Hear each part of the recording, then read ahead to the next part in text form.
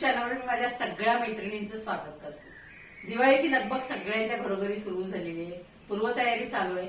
लाडू, चकली, चिवडा हे नेहमीचे पारंपरिक पदार्थ जे सगळ्यांच्या घरोघरी केले जातात। पण मी आज जो पदार्थ दाखवणार आहे ते आहे मठरी। सगळ्यांच्याकडे केलं जात नाही, पण आमच्या घरी खूप आवडतं। मग ते एक पदार्थ सगळ्यांच्या फराळामध्ये सामील व्हावा यासाठी मी आज तो पदार्थ दाखवणार आहे। त्याची कृती कशी करायची ते आता आपण बघूया। मठरीसाठी सुरुवातीला आपल्याला सगळ्यात आधी लागणार आहे ते मैदा। बरोबर 1 फुलपात्र मैदा घेतलेला आहे मी आणि त्याच्या हिशोबानं हे सगळं साहित्य काढलेलं आहे। मठरीत घालण्यासाठी जे साहित्य लागते त्यामध्ये काळे तीळ बरोबर 1 टीस्पून घेतले, कलोंजी म्हणते त्याला।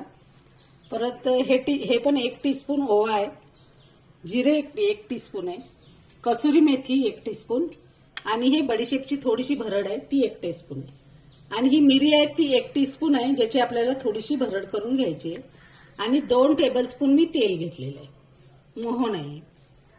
आता ह्या मैद्यामध्ये आपल्याला सगळं साहित्य घालून पीठ मळून घ्यायचंय।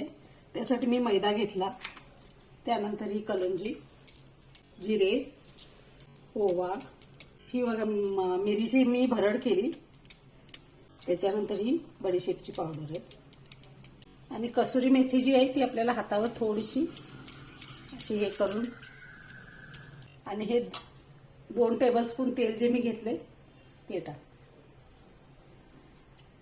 1 टीस्पून मीठ घेतलं मी त्याला। हे सगळं साहित्य घालून झालेलं आहे आपलं। हे मोहन जे घातलेलं आहे आपण तेलाचं, त्याऐवजी तुम्ही तुपाचं मोहनही घालू शकताय। आता हे आपल्याला हाताने आधी मिक्स करून घ्यायचंय मोहन व्यवस्थित सगळं।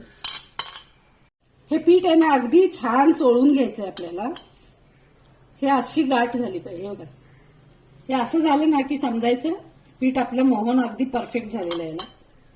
आता आपल्याला पाणी घालायचं ह्याच्यात पीठ मळायसाठी आणि लागेल तसं आपण थोडं थोडंसं पाणी घालायचं अगदी, कारण तेल असल्यामुळे पटकन ते मळलं जाते आणि जितकं घट्ट असेल ना तितकी मठरी खूप छान होते। हे मळून झालेलं आहे आपलं। आता आपल्याला ना एक 10 मिनिटं हे रेस्ट करायला ठेवायचं। अशा पद्धतीनं मळलेलं आहे बघा। आता हे नंतर आणखीन थोडं सॉफ्ट होईल। 10 मिनिटानंतर आपण आता हे बघितलं छान भिजलंय पीठ। आता आपण ह्याचे 2 भाग करून घेऊया। आता ही गोळा घेतलाय मी इथं लाटायला, तर याला पातळ असा गोल लाटून घ्यायचा आपल्याला।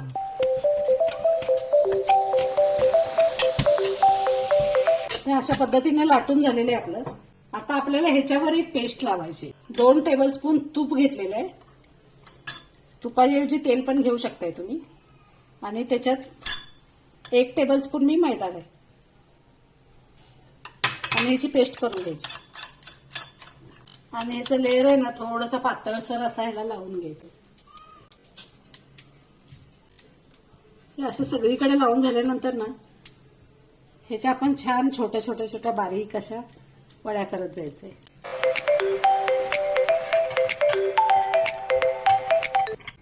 त्यानंतर याचे पेढे करून घ्यायचेत आपल्याला। असे छोटे छोटे पेढे करायचे आहेत आपल्याला अगदी।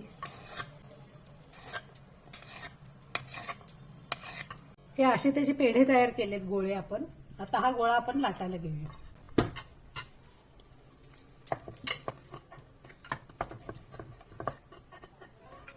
असा गोल करून घ्यायचा आपण आधी।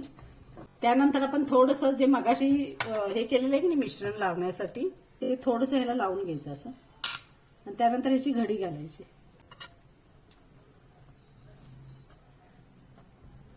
हा त्रिकोण घडी याची घातल्यानंतर ना हे लाटताना आता असं लक्षात ठेवायचं की ह्या बाजूचे जे लेअरवाले आहेत ना त्या बाजूला जास्त लाटणं न लावता इकडचा भाग थोडासा आपला मोठा करा।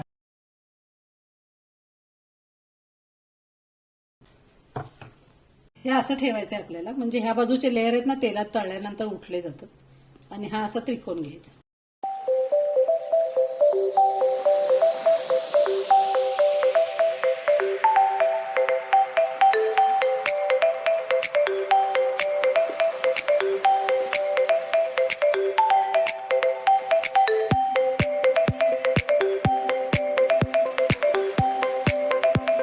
आता आपल्याला ही मठरी आहे ती तळून घ्यायची आहे। आपलं तेल तापलेलं आहे, तेलातच आपण एक एक सोडूया।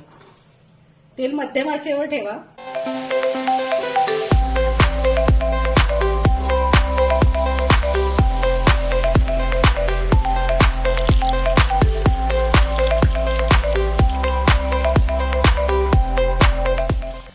कसे खरपूस झालेले आहेत, असे कडक आणि खुसखुशीत असे होतात ते, त्याचा आवाज येत असेल तुम्हाला. आता हे झालेत बदामी रंगावर, ते आता आपल्याला काढून घ्यायचे.